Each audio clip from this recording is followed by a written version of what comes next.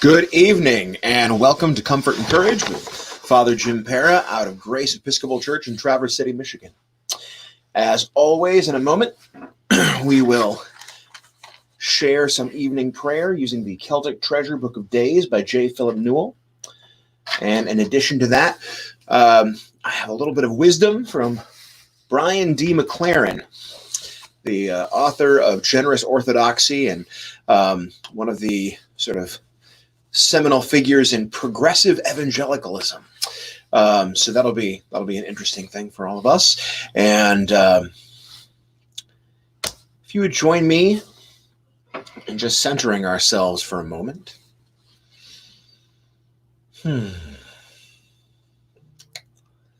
Let us take 3 deep breaths, and then we'll light our candle, and we'll begin to pray.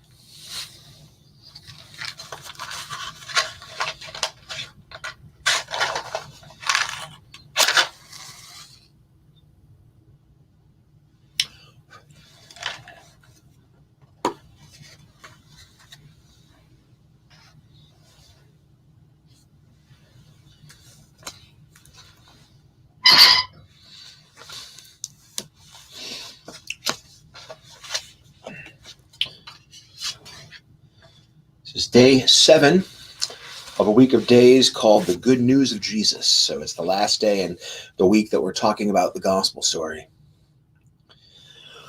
We light a light in the name of the God who creates life, in the name of the Savior who loves life, in the name of the Spirit who is the fire of life. Let us be still and aware of God's presence within us and all around.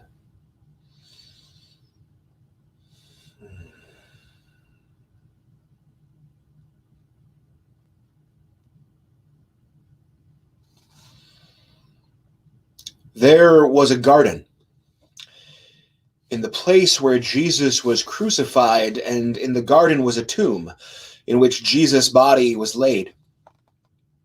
He was wrapped in linen cloths with a precious mixture of myrrh and spices. Early on the first day of the week, while it was still very dark, Mary Magdalene came to the garden. She saw that the stone had been rolled away from the tomb. She ran to tell Peter and the disciple whom Jesus loved. So she ran to tell Peter and the disciple who Jesus loved. "They have taken the master from the tomb," she said, "and I do not know where they have laid him." Then the 2 disciples hurried to the garden, and they found the tomb empty. Apart from the linen cloths that had been used to wrap Jesus' body, Mary remained in the garden after the disciples had gone, and she stood weeping outside the tomb. But as she wept, she looked into the tomb, and she saw 2 angels of light. They were sitting where the body of Jesus had been laid, one at the head, the other at the foot. And then she turned around and saw him, but she did not know that it was Jesus. He said to her, "Woman, why are you weeping? Who are you looking for?" Supposing him to be the gardener, Mary said, "Sir, if you have carried the body away, please tell me where you have laid him." And Jesus said to her, "Mary." And she recognized his voice and said, "Teacher."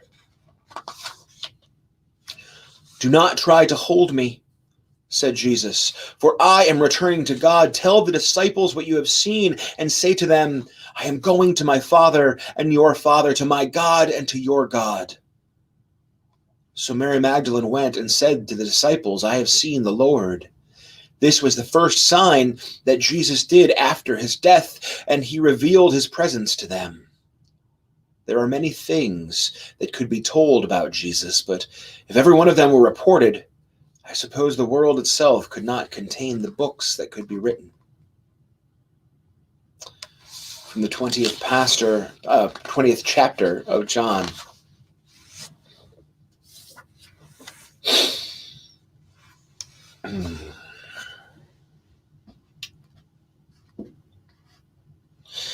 So, this book, We Make the Road by Walking, by Brian D. McLaren, rather than being a book of days, is a book of weeks. 52 of them to be exact.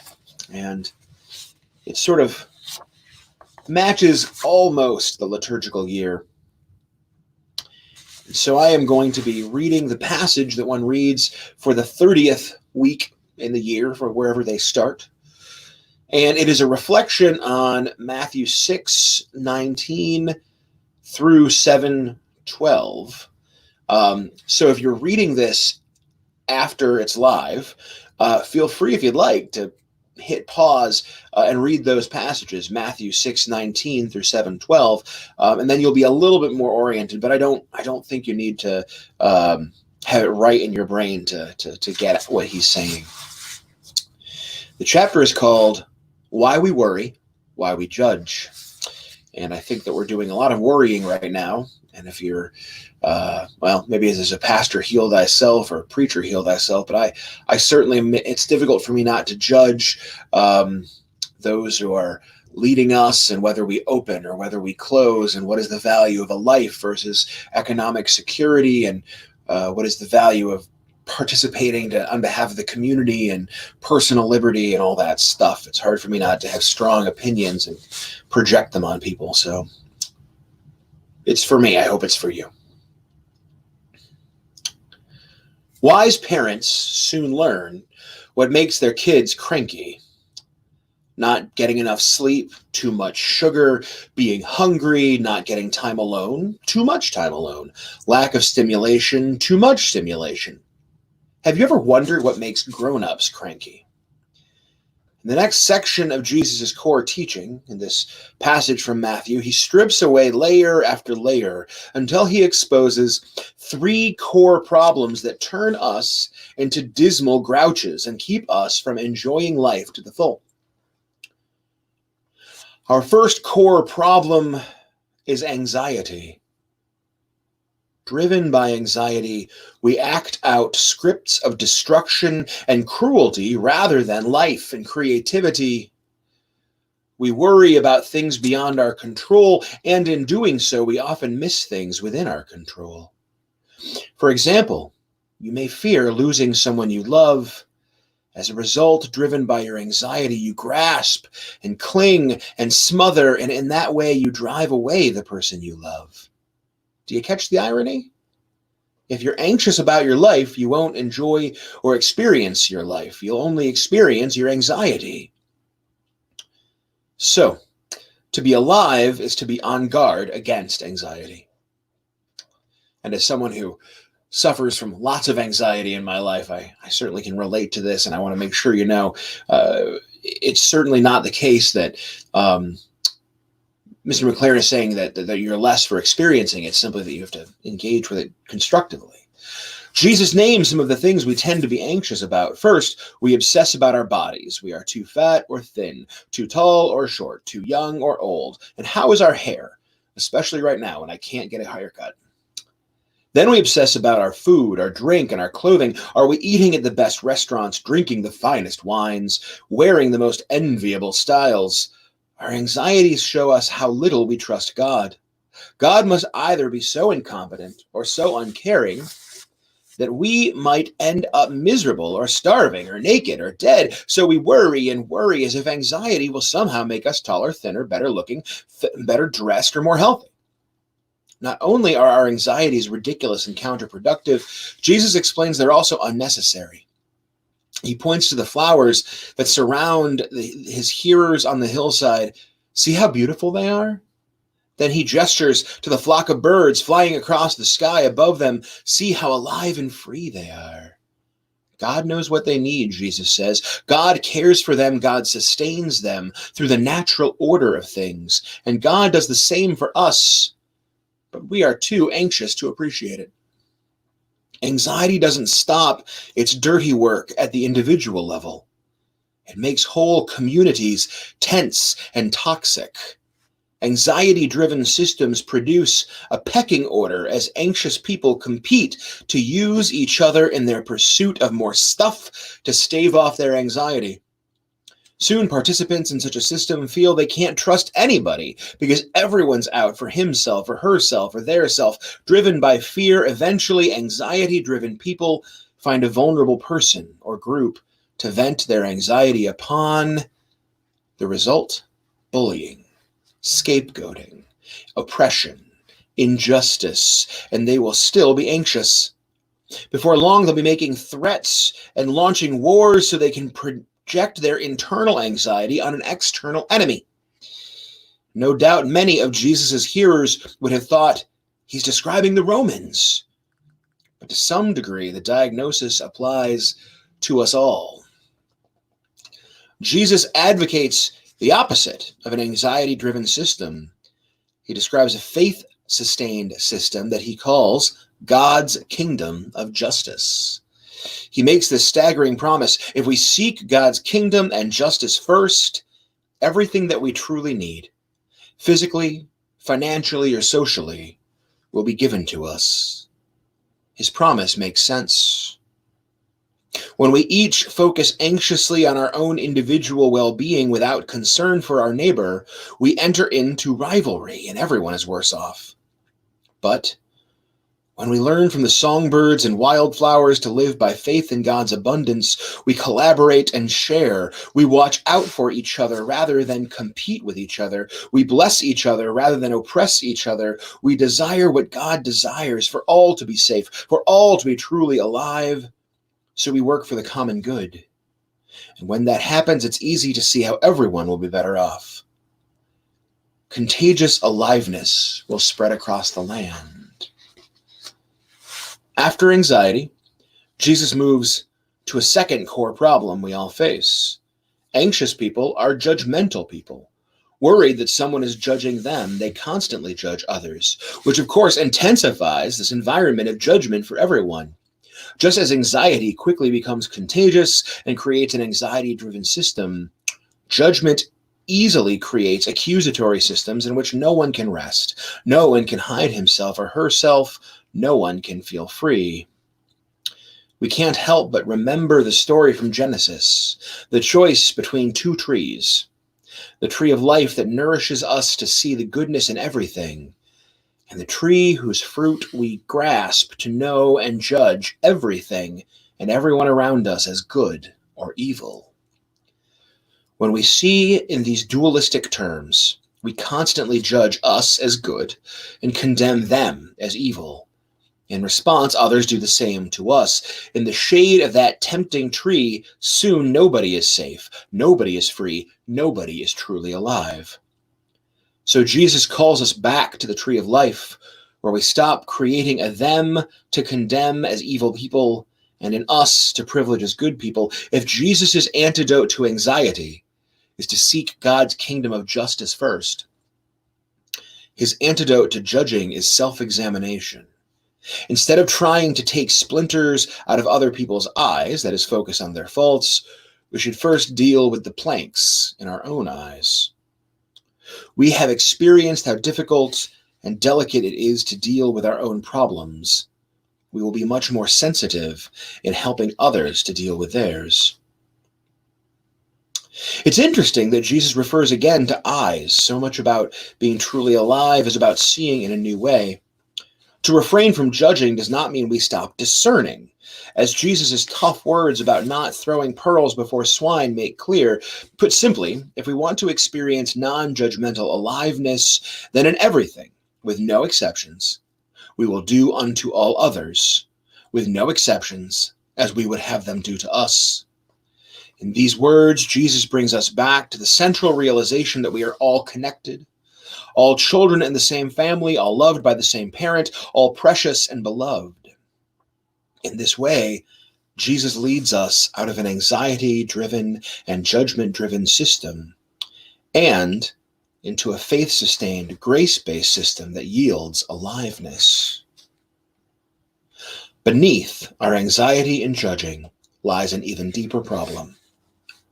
According to Jesus, we do not realize how deeply we are loved.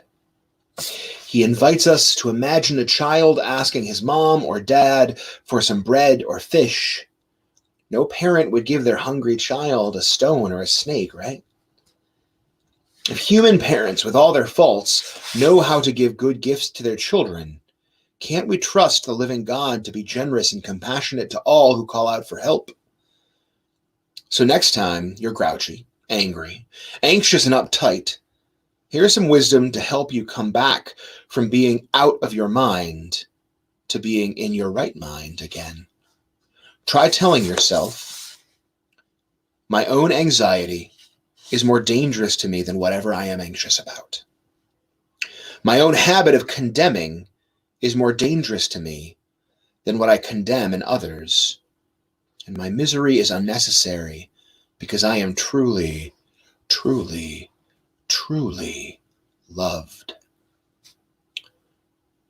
For that wisdom, unworried, unhurried, unpressured, aliveness can flow again.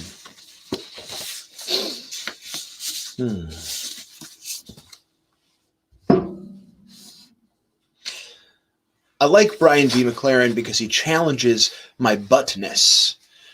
He's so optimistic and earnest and forthright, and there's a little part of my brain, this cynic that I try to shout down that is like, but, and I try to just sit with what Mr. McLaren has to offer.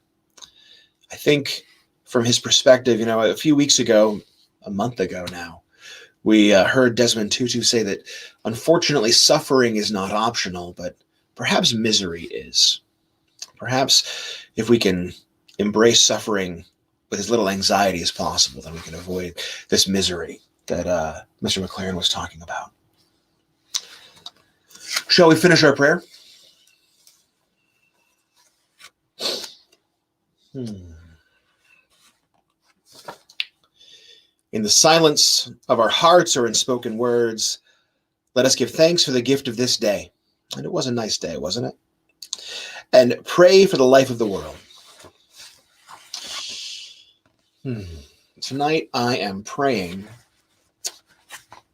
for everyone with anxiety around their work, who are probably most of us, one way or another, but those who are deciding what it will look like for them to open or close or hold on, and what form their vocation will take as we begin to open for a time and hopefully not have to reclose, but prepare for that eventual that possibility as well.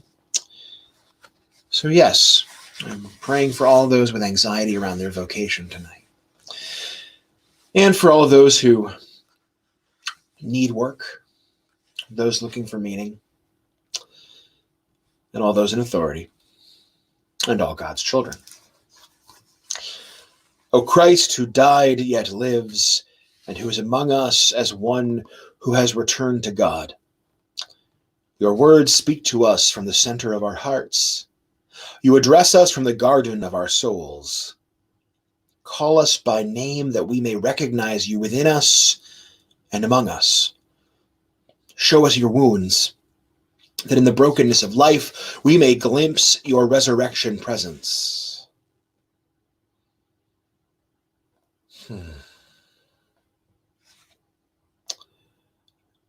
The blessings of heaven, the blessings of earth, the blessings of sea and sky, on those we love this day, and on every human family. The gifts of heaven, the gifts of earth, the gifts of sea and sky. Amen.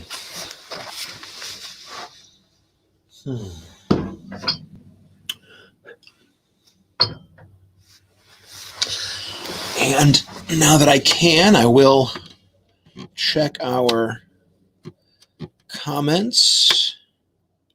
Candace, that's a really good idea. Here,